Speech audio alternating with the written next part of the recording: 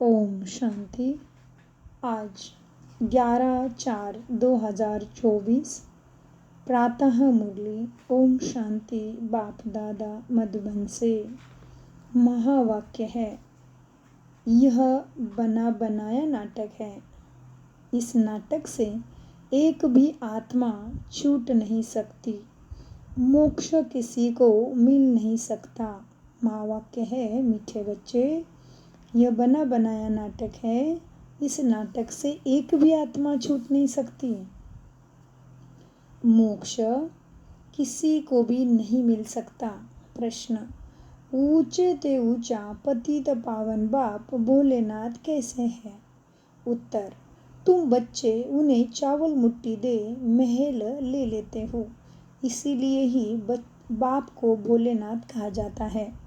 तुम कहते हो शिव बाबा हमारा बेटा है। वो बेटा ऐसा है जो कुछ भी तुमसे नहीं लेता, सदा ही देता है। भक्ति में कहते हैं जो जैसा कर्म करता वैसा फल पाता है, परंतु भक्ति में तो अल्पकाल का मिलता, ज्ञान में समझ से करते हैं इसलिए सदा काल का मिलता है। ओम शांति। रूहानी बच्चों से रूहानी बाप रूह रियान करते हैं। वह ऐसे कहेंगे कि रूहानी बाप बच्चों को राजयोग सिखलाते हैं।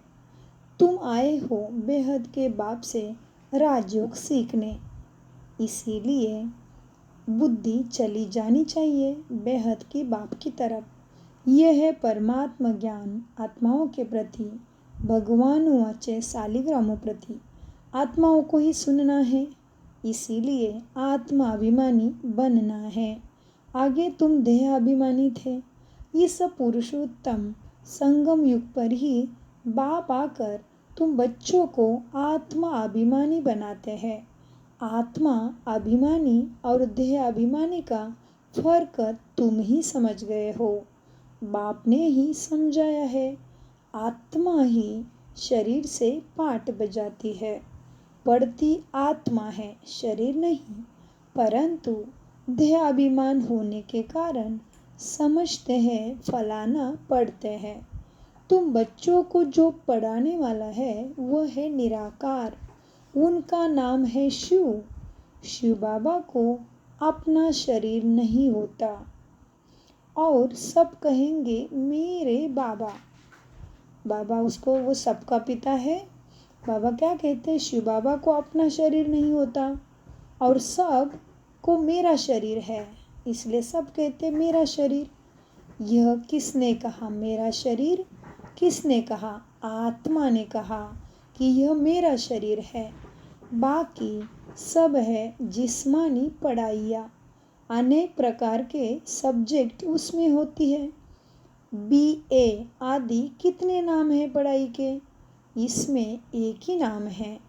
पढ़ाई भी एक ही पढ़ते, पढ़ाई भी एक ही पढ़ाते हैं, एक ही बाप आकर पढ़ाते हैं।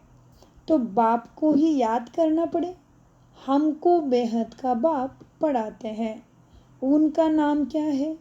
उनका नाम है शिव। ऐसे नहीं कि नाम रूप से न्यारा है। मनुष्य का नाम शरीर पर पड़ता है, कहेंगे फलाने का यह शरीर है। वैसे शिव बाबा का नाम नहीं है, मनुष्य के नाम शरीर पर है। एक ही निराकार बाप है जिसका नाम है शिव।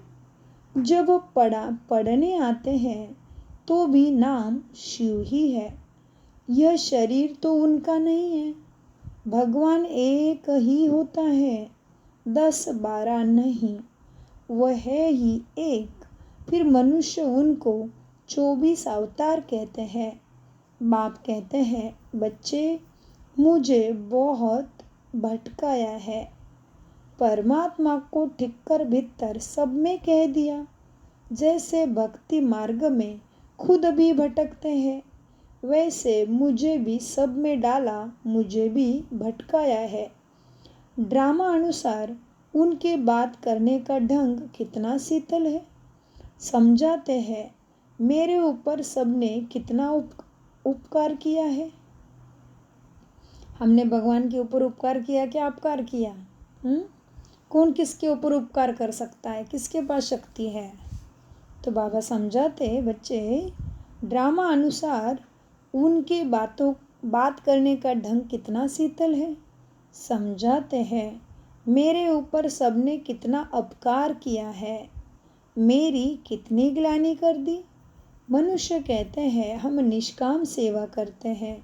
बाप कहते हैं, मीठे बच्चे, मेरे सिवाय कोई निष्काम सेवा कर नहीं सकता। सबको कामना है, मैं किसी से कुछ नहीं लेता, तो मैं ही हूँ निष्काम सेवाधारी। जो करता है उनको फल ज़रूर मिलता है। अभी तुमको फल मिलता है। गायन है कि भक्ति का फल भगवान देंगे, क्योंकि भगवान है ज्ञान का सागर। भक्ति में आधा कल्प तुम कर्मकांड करते आए हो। अब यह ज्ञान है पढ़ाई। पढ़ाई मिलती है एक बार और एक ही बाप से। बाप पुरुषोत्तम संगम युग पर एक ही बार आकर तुमको पुरुषोत्तम बनाकर जाते हैं।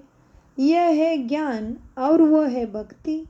आधा कल्प तुम भक्ति करते थे, अब जो भक्ति नहीं करते हैं उनको वहम पड़ता है कि पता नहीं भक्ति नहीं की तब फलाना मर गया, बीमार हो गया, परंतु ऐसे है नहीं। बाप कहते हैं, मीठे बच्चे, तुम मुझे पुकारते आए हो कि आप आकर पतितों को पावन बनाएं, सबकी सद्गति करो। मैं अब आया हुआ हूँ। भक्ति अलग है। क्या कहते बाबा? भक्ति अलग है, ज्ञान अलग है। भक्ति से आधा कल्प होता है रात, अज्ञान की रात, दुखों की रात है। ज्ञान से आधा कल्प के लिए होता है दिन, सुख का दिन। राम राज्य और रावण राज्य दोनों ही बेहद है, दोनों का टाइम बराबर है। इस समय भोगी होने के कारण दुनिया की वृद्धि जास्ती होती है, आयु कम होती है। वृद्धि जास्ती ना हो उसके लिए फिर प्रबंध भी रचते हैं। तुम बच्चे जानते हो, इतनी बड़ी दुनिया को कम करना तो बाप का ही काम है ना।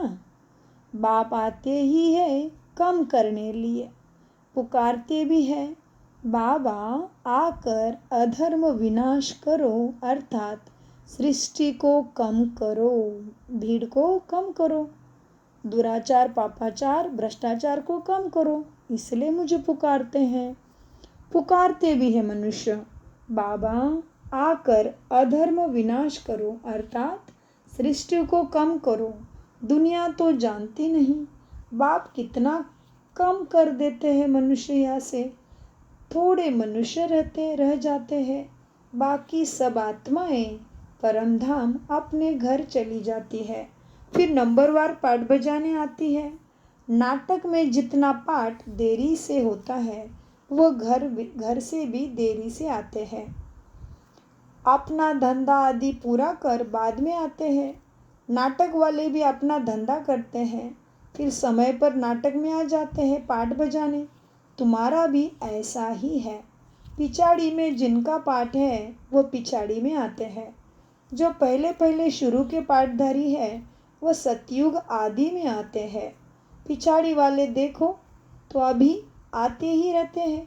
डाल डालियाँ पिछाड़ी तक आती रहती है। इस समय तुम बच्चों को ज्ञान की बातें बाप द्वारा समझाई जाती है और सवेरे बाप की याद में बैठते हो। वह है ड्रिल। अपने को आत्मा समझ बाप को याद करना है। ये क्या है? ड्रिल। और ज्ञान है पढ़ाई। बाबा समझाते वो है पढ़ाई। बाप की याद में बैठना है, सवेरे सवेरे शक्ति लेना है उससे। सो बाबा कहते हैं इस समय तुम बच्चों को ज्ञान की बातें समझाई जाती है और सवेरे याद में बैठते हो। वह है ड्रिल। आत्मा को अपने बाप को याद करना है। बच्चे योग अक्षर छोड़ दो, इसमें कंफ्यूज होते हैं, कहते हमारा योग नहीं लगता है। बाप कहते हैं, अरे बाप को तुम याद नहीं कर सकते हो, क्या ये अच्छी बात है? याद नहीं करेंगे तो पावन कैसे बनेंगे? बाप ही है ना पतित पावन, तो उसके साथ तो बुद्धि योग लगाना ही पड़ेगा। तो शंका रंग लग जाएगा, बुद्धि पावन बन जाएगी। तो बाबा कहते अरे कैसे याद नहीं कर सकते? जो बाप तुम्हें सब कुछ देता है उसको याद नहीं कर सकते? क्या ये बात अच्छी लगती है? याद नहीं करेंगे तो पावन कैसे बनेंगे? क्योंकि बाप ही पतित पावन है, तो उसको तो मन बुद्धि लगाना ही पड़ेगा उसके साथ, उसकी शिक्षा के साथ। बाप आकर ड्रामा के आदि मध्यांत का राज सीक्रेट तुम्हें समझाते हैं। ये वैरायटी धर्म और वैरायटी मनुष्य का वृक्ष है। सारे सृष्टि के जो भी मनुष्य मात्र है सब पाटदारी है। कितने ढेर मनुष्य है, हिसाब निकालते हैं। 1 वर्ष में इतने करोड़ पैदा हो जाएंगे, फिर इतनी जगह ही कहाँ है? तब बाप कहते हैं मैं आता हूँ लिमिटेड नंबर करने। सब मनुष्य यहाँ से शरीर छोड़ ऊपर चले जाएंगे। इस धरती पे लिमिटेड मनुष्य रहेंगे। जब सब आत्माएं ऊपर से आ जाती है, माना परम धाम घर खाली हो जाता है, बाकी भी जो बचते हैं वह भी आ जाती है ऊपर से नीचे पाट बजाने। झाड़ कभी सूखता नहीं, चलता आता है। पिछाड़ी में जब वहाँ कोई रहता नहीं परम धाम में, फिर सभी जाएंगे एक साथ वापस। नई दुनिया में कितने थोड़े थे, अब देखो कितने ढेर मनुष्य हैं। शरीर तो सबका बदलता जाता है, वह भी जन्म वही लेंगे तो कल्प कल्प लेते हैं। यह वर्ल्ड ड्रामा कैसे चलता है सिवाय बाप के कोई समझा न सके। बच्चों में भी नंबरवार पुरुषार्थानुसार समझते हैं। बेहद का नाटक कितना बड़ा है, कितने समझने की बातें हैं। बेहद का बाप तो ज्ञान का सागर है, बाकी तो सब लिमिटेड है। वेद शास्त्र आदि कुछ बनते हैं, जास्ती तो कुछ बनेगा नहीं। तुम लिखते जाओ, शुरू से लेकर तो कितनी लंबी चौड़ी गीता बन जाए। जब छपता जाए तो मकान से भी बड़ी गीता बन जाए। इसलिए बढ़ाई दी है, सागर को शाही बना दो और क्या करो, पूरे जंगल की लकड़ी का कलम बना दो तो भी भगवान की महिमा पूरी नहीं होगी। इस ऐसे गाते हैं। फिर यह भी कह देते हैं कि चिड़ियों ने सागर को हाफ कर दिया। अभी ये चिड़िया कौन है? तुम बच्चों। बाप समान बन जाते हो, मास्टर भगवान बन जाते हो। तो यह भी कह देते हैं कि चिड़ियों ने सागर को हप कर दिया। तुम चिड़िया हो, सारा ज्ञान सागर को हप कर रही हो। अभी ब्राह्मण बने हो, तुमको अब ज्ञान मिला है। ज्ञान से तुम सब कुछ जान गए हो।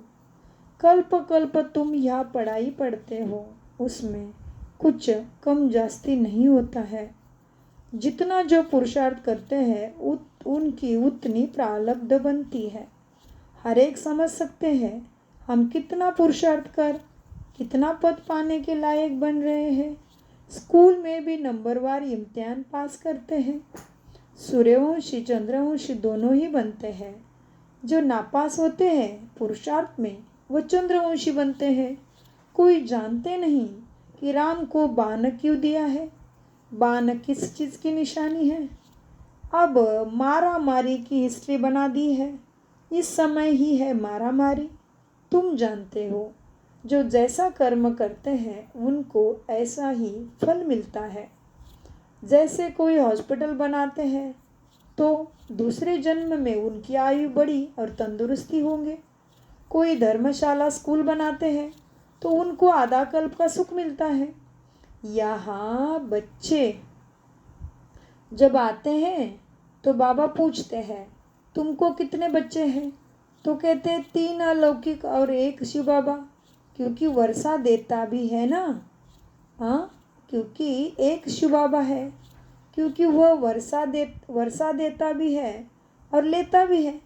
हिसाब है, उनको लेने का कुछ है नहीं, वह तो दाता है। तुम चावल मुट्ठी देकर सोने के महल लेते हो, इसलिए भोलानाथ कहते हैं उसको, भोला है वो। तुम सच्चे दिल से उसको याद करो, बस वो तुम्हारा बन जाता है। कितना भोला है बाबा, इसलिए भोलानाथ कहते हैं। पतित पावन सागर ज्ञान का बाबा है। इसलिए देखो मम्मा क्या लेके आई थी, केवल तन और मन। नंबर 1 रानी लक्ष्मी बन गई, प्रथम लक्ष्मी बनेगी मम्मा, प्रथम राधा।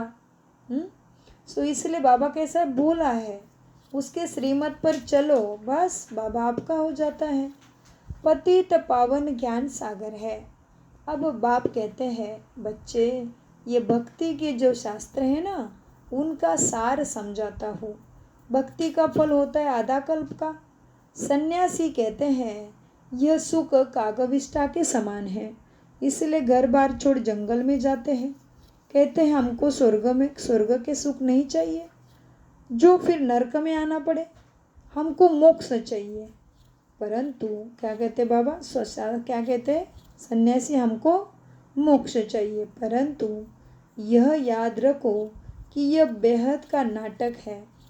इस नाटक से एक भी आत्मा छूट नहीं सकती। ये बना बनाया खेल है, तभी तो गाते हैं बना बनाई बन रही है। परंतु भक्ति मार्ग में चिंता करनी पड़ती है। जो कुछ पास किया है, क्या होता है, चिंता। भक्ति मार्ग में चिंता करनी पड़ती है। जो कुछ पास किया है वो होगा, फिर होगा। 84 का चक्र तुम लगाते हो, यह कभी बंद नहीं होता। बना बनाया है ना, इसमें तुम अपने पुरुषार्थ को उड़ा कैसे सकते हो। पुरुषार्थ ही सब कुछ है, तुम्हारे कहने से तुम निकल नहीं सकते हो। मोक्ष को पाना, ज्योति ज्योत समाना, ब्रह्म में लीन होना, ये सारी बातें एक ही है। अनेक मतें हैं, अनेक धर्म हैं, फिर कह देते तुम्हारी गत मत तुम ही जानो भगवान। तो तुम्हारी श्रीमत से ही सदगति मिलती है, ऐसे भी गाते हैं, और उसको जानने को तैयार नहीं। जो तुम ही जानते हो, तुम जब आओ तब हम भी जाने और हम भी पावन बने। पढ़ाई पढ़े और हमारी सदगति हो। जब सदगति हो जाती है तो फिर कोई बुलाते ही नहीं है। सुख में सिमरन कोई ना करे, दुख में सब करे। इस समय सबके ऊपर दुखों के पहाड़ गिरने हैं, खूने नाक खेल दिखाते हैं और गोवर्धन पहाड़ भी दिखाते हैं। अब अंगुली से पहाड़ उठाया, तुम इसका अर्थ जानते हो, कैसे उठाया उंगली से गोवर्धन, तुम इसका अर्थ जानते हो। तुम थोड़े से बच्चे इस दुखों के पहाड़ को हटाते हो, दुख भी सहन करते हो। तो ये गोवर्धन क्या है, उसका अर्थ क्या है। हर कथा, हर पूजा, हर पाठ, हर मंत्र, हर श्लोक, हर वेद का, शास्त्र का, सबका अर्थ था। उसमें से हमें शिक्षा लेनी थी, मोरल लेना था, लेकिन हम केवल अंधश्रद्धा में फंसे पड़े।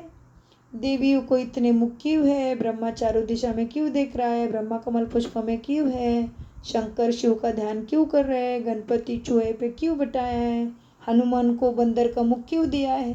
ये सारी बातों का अर्थ सहज राजयोगा मेडिटेशन में समझाया जाता है, जो नज़दीकी ब्रह्मा कुमारी सेंटर में निःशुल्क सिखाया जाता है। और ये स्वयं परमपिता परमात्मा हमें सदगति के लिए प्रथम लेसन है, सहज राजयोगा मेडिटेशन। तो आप ज़रूर जानिए।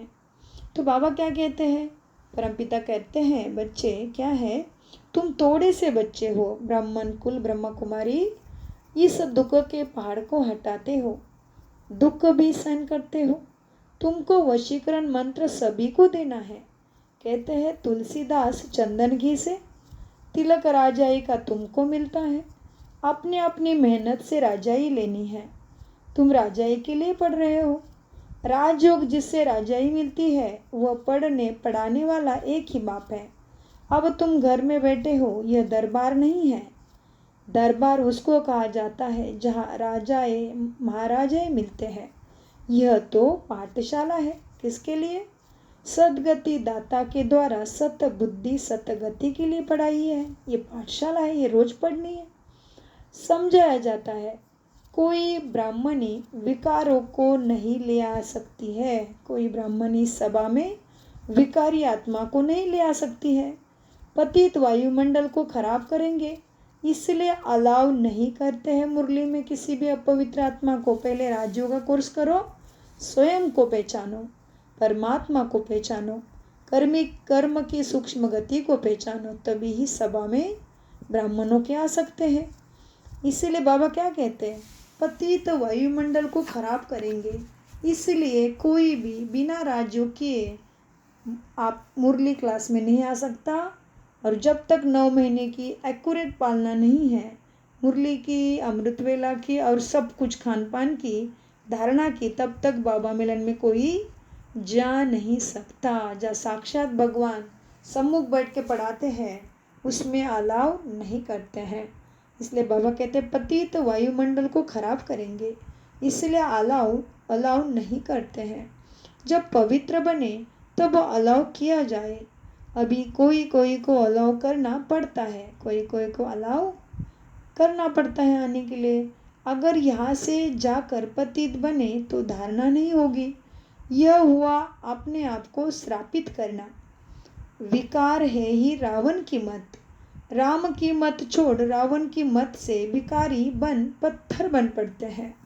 ऐसे गरुड़ पुराण में कितनी रोचक बातें लिख दी है, लेकिन उसका अर्थ तो नहीं जानते। बाप कहते हैं मनुष्य ही बनाता है, जानवर आदि नहीं बनता, मनुष्य ही बनता है। तो जैसे कर्म करेंगे वैसे दूसरे जन्म में फल मिलेगा, क्योंकि मनुष्य योनि ही प्राप्त करेगा। क्योंकि आम का बीज बोया है तो उसमें से पपीता कैसे निकलेगा, उसी तरह से मनुष्य आत्मा के अंदर मनुष्य ही बनेगा, जानवर की आत्मा जानवर ही बनेगी। तो इसलिए बाबा कहते मनुष्य ही बनता है, जानवर आदि नहीं बनता। तो जैसे कर्म करेंगे वैसे दूसरे जन्म में जन्म मिलता है। पढ़ाई में कोई अंधश्रद्धा की बात नहीं होती। तुम्हारी यह पढ़ाई है। स्टूडेंट पढ़कर क्या होता है, स्टूडेंट पढ़कर पास होकर कमाते हैं। अच्छा, मीठे मीठे से खिलते बच्चों प्रति माता पिता बाप दादा का याद प्यार और गुड मॉर्निंग। रूहानी बाप की रूहानी बच्चों को नमस्ते। हम रूहानी बाप की हम रूहानी बच्चों की रूहानी बाप दादा को याद प्यार गुड मॉर्निंग, नमस्ते प्यारे बाबा नमस्ते। धारणा के लिए मुख्य सार, वशीकरण मंत्र सबको देना है। पढ़ाई की मेहनत से राजाई का तिलक जरूर लेना है। इन दुखों के पहाड़ों को हटाने में अपनी उंगली जरूर देनी है। माना चारों सब्जेक्ट में तत्पर बनना है। कौन है, ज्ञान योग धारणा सेवा। इससे क्या होगा, इस तरह से दुखों के पहाड़ जल्दी हटेंगे। तो बाबा कहते हैं इन दुखों के पहाड़ों को हटाने में अपनी अंगुली जरूर देना है। तो इसलिए कहते हैं गोवर्धन पर्वत कृष्ण ने एक उंगली पे उठाया, विष्णु ने या कृष्ण ने। तो इसका बहुत बड़ा रहस्य जानिए सहज राजयोगा मेडिटेशन के द्वारा। नंबर 2 की धारणा, संगम युग पर पुरुषोत्तम बनने का पुरुषार्थ करना है। बाप को याद करने की ड्रिल जरूर करनी है। बाकी योग कहीं पे भी मूंझना नहीं है, ये याद की बात है। वरदान, सेवा में विघ्न को उन्नति की सीढ़ी समझ आगे बढ़ने वाले निर्विघ्न सच्चे सेवाधारी भव। सच्चे सेवाधारी कौन बनेगा, विस्तार है वरदान का। सेवा ब्राह्मण जीवन को सदा निर्विघ्न बनने का साधन भी है। और फिर सेवा में ही विघ्न का पेपर भी ज़्यादा आता है। निर्विघ्न सेवाधारी को सेवा सच्ची सेवाधारी कहा जाता है। विघ्न आना यह भी ड्रामा में नोंद है, आने ही है और आते ही रहेंगे, क्योंकि यह विघ्न व पेपर तुम्हें अनुभवी बनाते हैं, इसलिए आते हैं। इनको विघ्न ना समझ, अनुभव की उन्नति की सीढ़ी समझो। अनुभव और उन्नति हो रही है, इस भाव से देखो प्रॉब्लम्स को, तो उन्नति की सीढ़ी अनुभव होगी और आगे ही बढ़ते रहेंगे। स्लोगन, विघ्न रूप नहीं विघ्न विनाशक बनो। विघ्न रूप नहीं बेटे बच्चों, विघ्नों को विनाश करके स्थिर अपने सद्गुणों में स्थित रहने वाले विघ्न विनाशक बनो, विघ्न रूप नहीं। ओम शांति, ओम शांति, ओम शांति। मीठे प्यारे बाप दादा का अनगिनत पदम गुना शुक्रिया शुक्रिया शुक्रिया। कम बोलो, मीठा बोलो, धीरे बोलो, सोच समझ कर बोलो, प्यार से बोलो। मेरा बाबा, प्यारा बाबा, मीठा बाबा। शुक्रिया फरिश्तों।